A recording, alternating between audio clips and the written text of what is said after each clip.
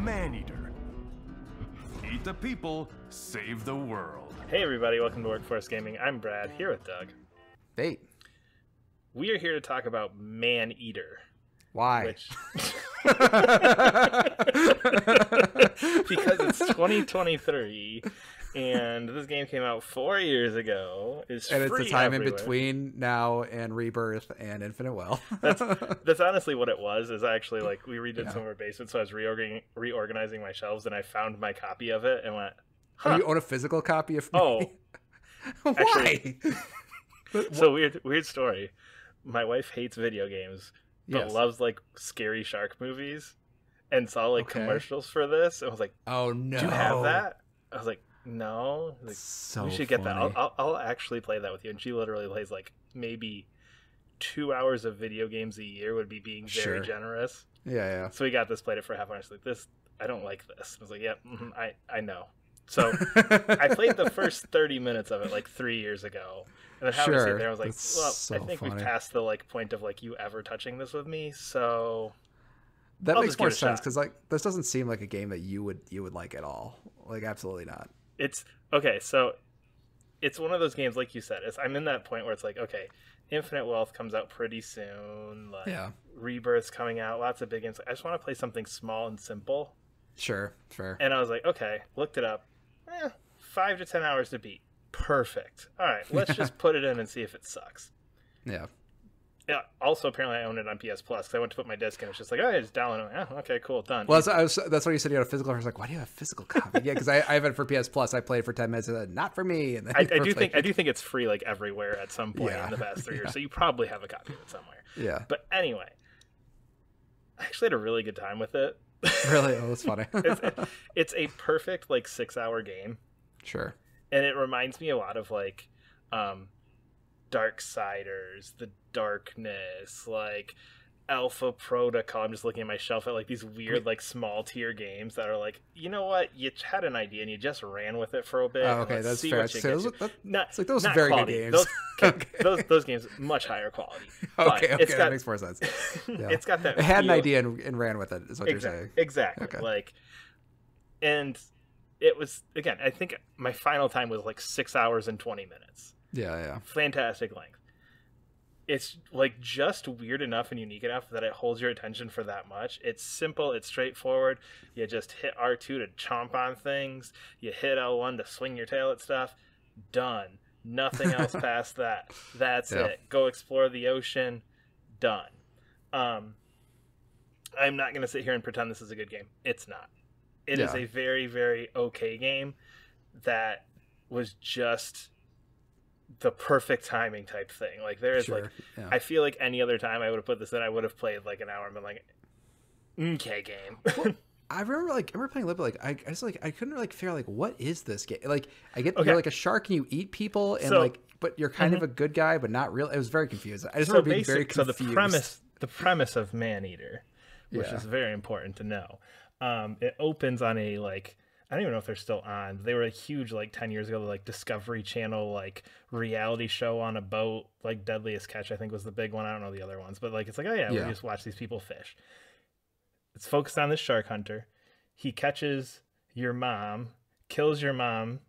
You jump off the boat but bite his hand off on the way out, and it is literally a story of you going to hunt down this guy and this guy hunting you, both of you destined for revenge against each other. Oh, that's fun. Yeah. So it is very goofy.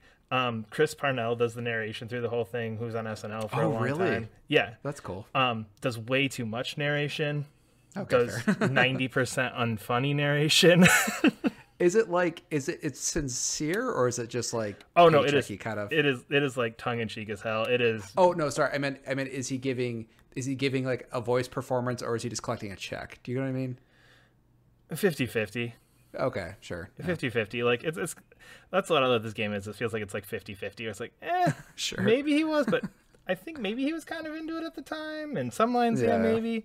But it's one of those where it's too much. It's trying hard to be funny the whole time because it is this weird reality show where like, oh yeah, like Pete's coming back to get you and he's got a bigger boat, and then you go and you break his bigger boat and he gets all disfigured, and you're like, oh man, I'm gonna get you next time, shark. And it's like that type of thing, and it's very weird. There are bounty hunters that show up that all have their own weird, like, unique, quote unquote, like, goofy personality. It's just an odd game. I think it was one of those things where it was simple, it was odd, it was quick, and it just kept propelling me forward. Just like, I've only got to have like 2 more hours left. Like, it has a status bar at the top. I played it. I think I almost would have turned it off, but after 2 hours, I think I was at like 40%. I was like, that's well, so funny. At this point, I might as well just keep going. Yeah. But I mean, is it like mixing stuff up as you're going along, or no? Is it just like, oh, really? It's just the same. I mean, it can't just be like level 1 over and over and over again. Well, so it's an open world game. Change? Oh, so you start like in a bayou. And then you're a little shark, like just swimming through like these little narrow canals, and then you end up at like the docks of this city, and then you end up by a SeaWorld place, and then you end up like in the deep, deep ocean for your final encounter. So like your shark grows as you go through there. You start out as a baby shark, you end up as like this big mammoth shark, and you kind of grow every time you get like 5 or 10 levels. You go back to your little like hideout, and your shark evolves into the next bigger size. It has a little bit of like some RPG elements with like when you kill bounty hunters, you unlock a different type of thing. So your shark gets all these like weird little like stat boosts and everything else. Mine by the end was like half super armor, half electric. Like, it's very odd. Okay. So like when you dodged, it like set off like an electric thing that would like stun all the other fish around you. Yeah. And it's just I don't know. I feel like I don't think anybody should go out and buy this game. I do think if you happen to have it on PS Plus and you just need something to kill a few hours, you should probably just try it for a little bit. Because if you need to go with like fill a few weeks of a podcast. That actually was not in my mind until I got like 3/4 of the way through. I was like, well, I should just play the last hour. Because if I play the last hour, then we can do a review of the podcast. That is the one thing we do try to do. It's like we have to be the game to have to finish the game if we're going to talk about it.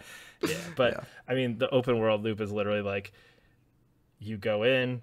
There's like you need to kill all of this many dolphins in this area, this many turtles, or this many of this many humans, and then you have to kill the apex predator of that one, which is like a hammerhead shark, but it's all scarred up and like clearly is like all deranged, and you got to go kill that thing, and then you complete like 40% of that area, and then whoop, now you open the tunnel to the next area, and it's just that over and over again. So it's repetitive. Combat literally is like just mash R2 as much as you can to like go on things, and it is what it is. It is a very odd game. It's a very okay game. Does this make you interested in stuff like Goat Simulator and those other games? Because it's like a genre. It's like that, which we haven't really ever talked about or really done. I've played like a little bit of Goat Simulator, but we never really talked about that kind of like, I don't like. Plays the weird animal. Plays a weird animal sandboxy kind of thing. I tried Goose Game and I didn't like it. Oh, okay. That's the only other one I've tried.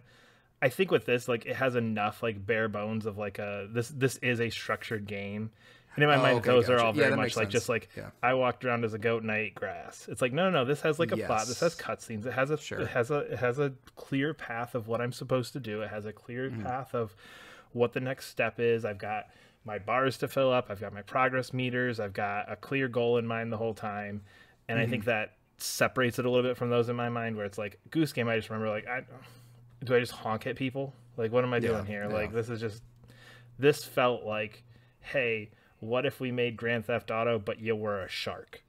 Gotcha. Like, it just has that very much like that knockoff feel of like, what if you just made an open world, but you're just swimming around, you're eating fish, you're eating people. By the end, your shark can breathe far enough that you're like jumping out of the water and like going climbing the stands of SeaWorld to eat the people in the top row. Like, it's got weird little moments that do stick out like that. It's just, it is an odd little game, and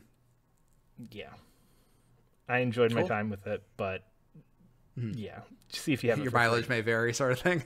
What? Your mileage may vary. Very much. I would not fault anybody for turning this game off 10 minutes in. Sure. I would probably charge you harder for finishing this game than I would for turning it off 10 minutes in. It's just a fun game to mess around with for a minute. You got 5 hours, check it out. But we are Workforce Gaming.